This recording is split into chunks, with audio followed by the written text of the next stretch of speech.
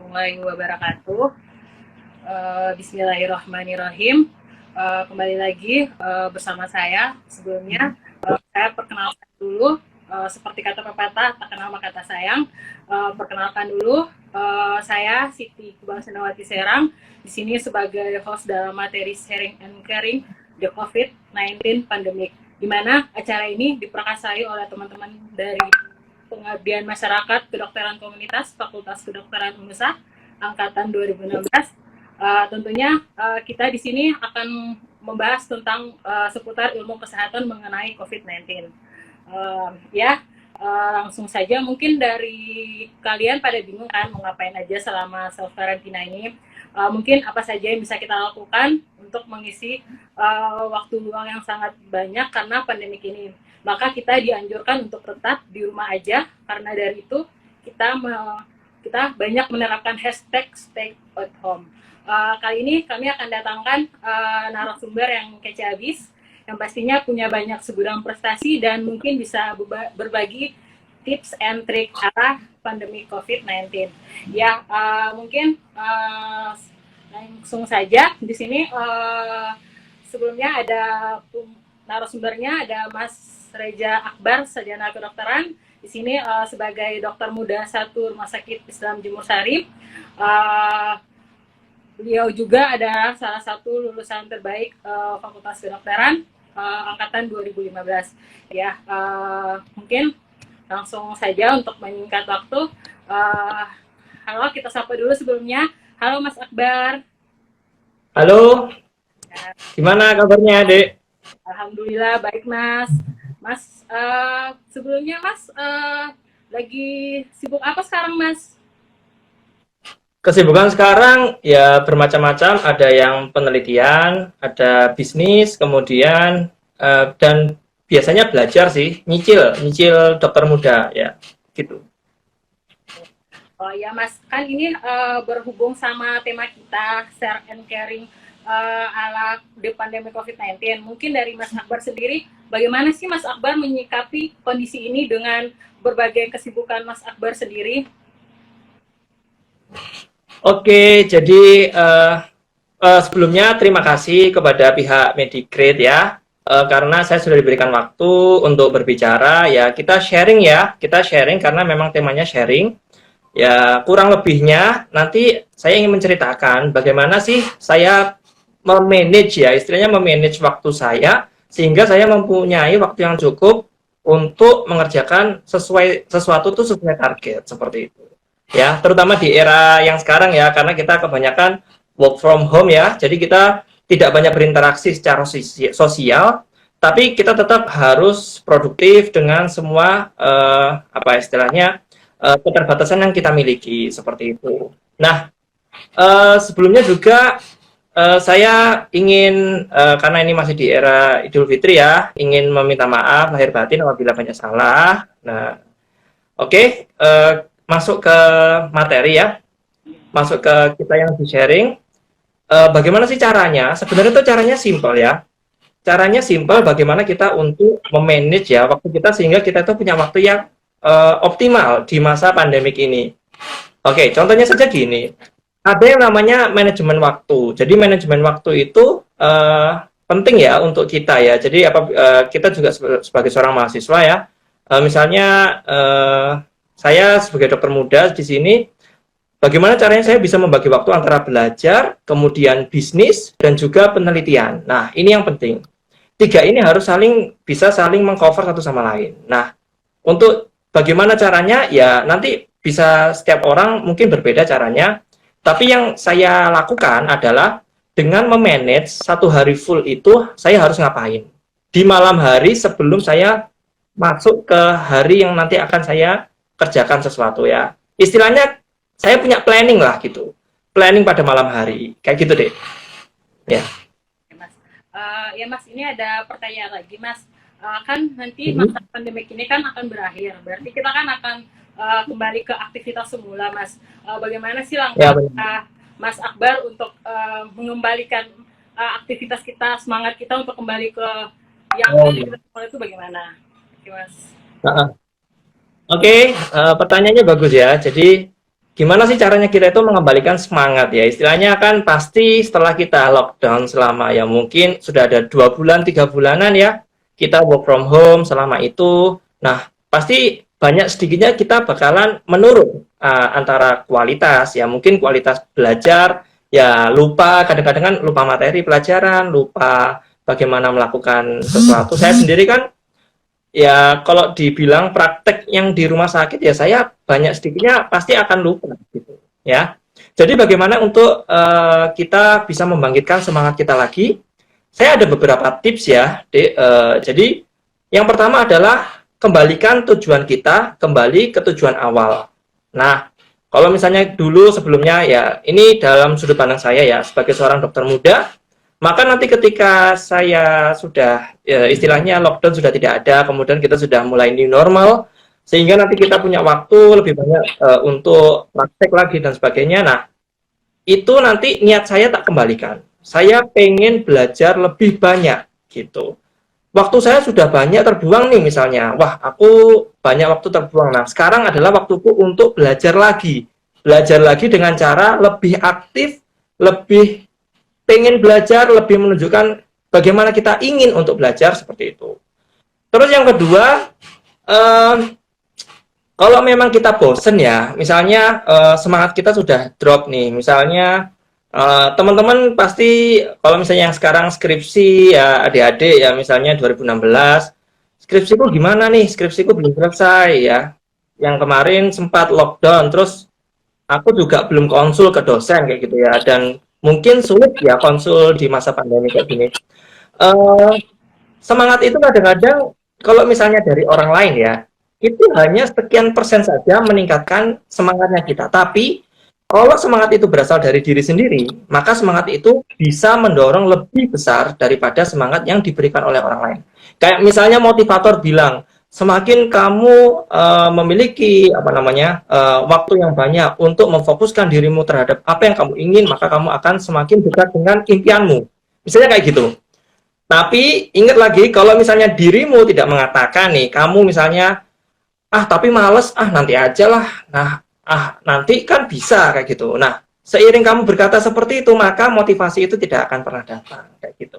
Ya intinya dua tadi ya, niatmu kembalikan, niat awalmu, kamu pengen jadi apa sih? Kalau kita kan sebagai tenaga medis, kita pengen jadi dokter nih, maka niat kita harus dikembalikan di awal, kembalikan niat kita untuk belajar ya kedokteran sehingga nanti kita bisa mengobati pasien. Yang kedua adalah motivasi dirimu, motivasi dari dalam dirimu sendiri.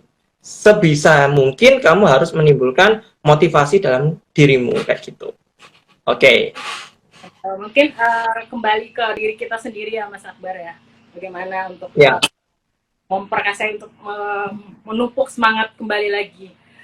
Satu lagi Mas Akbar, di sini kan kita tahu gembar-gembor di mana-mana bahwa kita akan beradaptasi sama new normal ya Mas Akbar.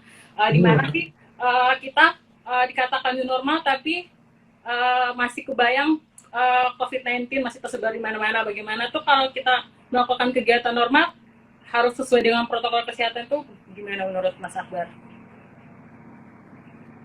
Oke, Dek. Memang ya, ini kan kita masih dalam masa pandemik ya. Artinya adalah masa pandemik ini sesuatu yang sekiranya sudah terjadi dan sekarang kita harus beradaptasi. Manusia memang memiliki kemampuan beradaptasi lebih baik daripada makhluk hidup yang lain. Nah, dalam hal ini manusia beradaptasi dengan adanya new normal ya, seperti itu. New normal ini merupakan sebuah fase ya, di mana kita berusaha untuk membiasakan diri untuk merubah kebiasaan kita yang sebelumnya mungkin orang yang acuh ya terhadap kebersihan, maka nanti dia dituntut untuk lebih punya intensif terhadap kebersihan seperti itu. Nah, kalau menyikapi ya bagaimana nanti kita menghadapi new normal ya di kegiatan kita sehari-hari, intinya new normal itu jangan dibuat ribet ya. New normal itu simple. Kamu jaga kebersihan, kamu aman, kamu sehat, keluargamu sehat, keluargamu aman gitu. Tapi kalau kamu berpikir, new normal nanti aku sibuk nih, misalnya maskernya harus ganti-ganti, aku harus beli masker, aku takut nih parno misalnya, aku parno nanti aku sendiri ya, misalnya ke rumah sakit, aku parno nanti aku tertular gimana, keluarga aku tertular gimana. Nah, hal inilah yang kadang-kadang biasanya menghambat kita untuk bersemangat dalam beraktivitas ya nanti ketika new normal. Jadi saranku sebagai mungkin ya sebagai yang sama-sama pelajar yang juga nanti akan beraktivitas dan menghadapi new normal, saranku adalah hadapi new normal sebagai bagian dari aktivitas dalam hidupmu. Ya, hadapi new normal ini sebagai suatu kebiasaan baru yang memiliki apa ya istilahnya yang punya efek positif ya. Masa kan kita menjadi lebih bersih kan positif kan ya. Kita memakai masker ya positif kayak gitu. Ya, tapi nanti ada beberapa batasan-batasan yang lain, misalnya olahraga. Olahraga kita kalau pakai masker ya mending ya jangan pakai masker, yang penting tetap menjaga jarak gitu. Karena nanti kadar oksigen kan pasti menurun kayak gitu. Nah, itu tadi ada beberapa hal yang mungkin kita garis bawahi kapan kita harus bisa menyesuaikan diri dengan new normal gitu. Ya. Ya Mas Sobat, ini banyak pertanyaan nih Mas Akbar. Juga kan terkait di berita-berita bahwa Surabaya termasuk zona merah, bukan zona merah lagi, udah zona hitam, di mana Mas Akbar itu masih harus melakukan kegiatan seperti penelitian, terus ada kegiatan ke rumah sakit juga. Itu bagaimana sih hal-hal positif yang Mas Akbar lakukan selama terkait berita ini? Ya, Surabaya ya sudah beberapa pekan ini memang warnanya berubah. Kita juga tahu sendiri ya warnanya Surabaya ini kok jadi hitam gitu kan ya. Wes gak abang maneh lek orang ya kalau misalnya dosen-dosen juga saya juga keluarga juga bilang wes gak abang maneh Surabaya itu wes ireng ya kayak gitu. Warna hitam ya. Kembali lagi ada ya. Ini merupakan awareness. Artinya kita harus ada alarm ya. Oh, tandanya adalah Surabaya ini termasuk yang tinggi penularannya. Gitu. Oh, Surabaya ini juga masih cukup tinggi dalam segi hal penularan dan juga angka kematian dan juga angka morbiditasnya seperti itu. Nah, resiko-resiko ini memang ada dan nyata ya. Maka nanti kita harus membedakan kapan kita harus punya strategi ya, tapi jangan takut gitu loh ya.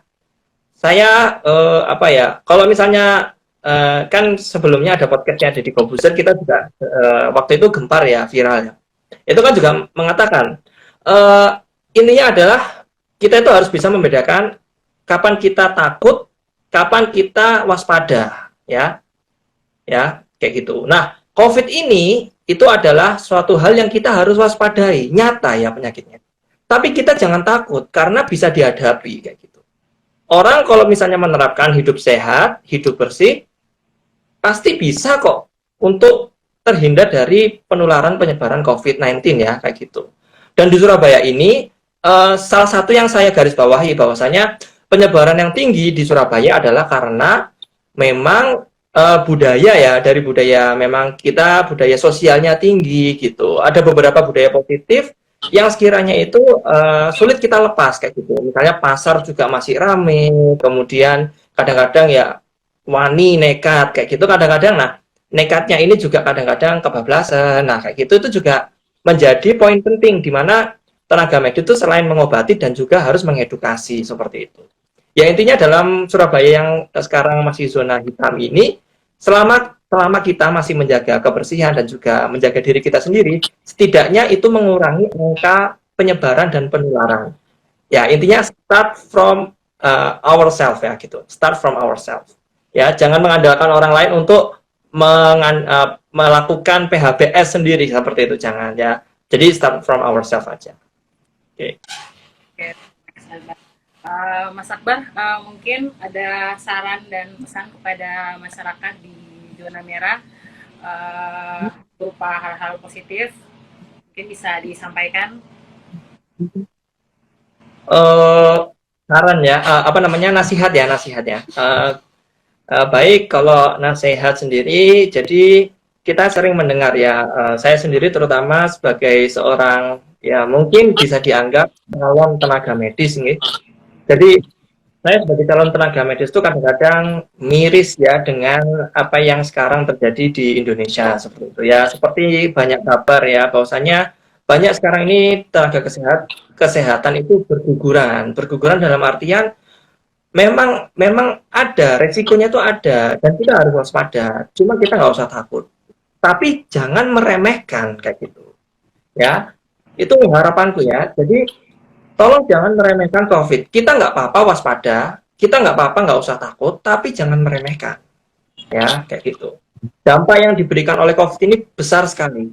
Entah dari sektor kesehatan, sektor ekonomi, sektor sosial, semua sektor itu terkena dampaknya.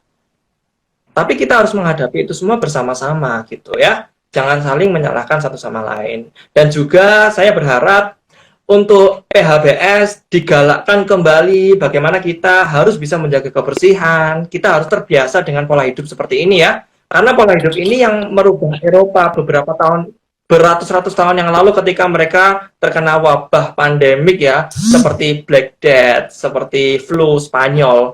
Mereka beradaptasi dengan merubah pola hidup mereka menjadi lebih bersih. Nah, harapanku ya Indonesia yang mungkin sudah sebelumnya terbiasa ya dengan kebiasaan hidup wes opo enee atau mungkin kebiasa hidup kurang bersih, kurang memperhatikan kebersihan dan mungkin kurang memperhatikan kesehatan. Nah, sekarang adalah waktunya Indonesia ini kita menjadi titik balik berubah ya untuk bangkit menjadi negara yang bersih, yang adil, yang baik, yang kemudian bisa mengimbangi negara-negara yang ada di barat sana seperti itu. Ya, minta tolong semoga PHBS-nya digalakkan kembali, jaga kebersihan, jaga kesehatan. Putus rantai penularan COVID-19 terutama yang ada di Surabaya. Gitu. Ya, Mas Akbar, makasih untuk saran dan pesannya. Mungkin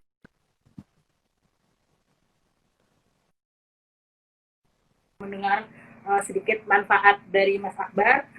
Mungkin ini waktunya sudah habis dan sangat luar biasa Mas Akbar. Terima kasih. Mungkin akan saya ringkas sedikit dari pembicaraan ini, di mana kita tetap di rumah aja untuk yang tidak ada kepentingan mendesak demi memotong rantai penyebaran COVID-19 di Indonesia. Di mana seperti kata Mas Akbar tadi, kita fokus pada apa yang bisa kita kendalikan, yakni diri sendiri dengan kesadaran penuh bahwa kita melakukannya bukan demi kita sendiri, namun juga demi orang lain.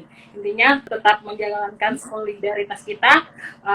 Terima kasih Mas Akbar untuk waktunya, dan untuk teman-teman, kawan-kawan semua, terima kasih. Stay at home, stay healthy, dan terima kasih. Assalamualaikum warahmatullahi wabarakatuh. Waalaikumsalam warahmatullahi wabarakatuh.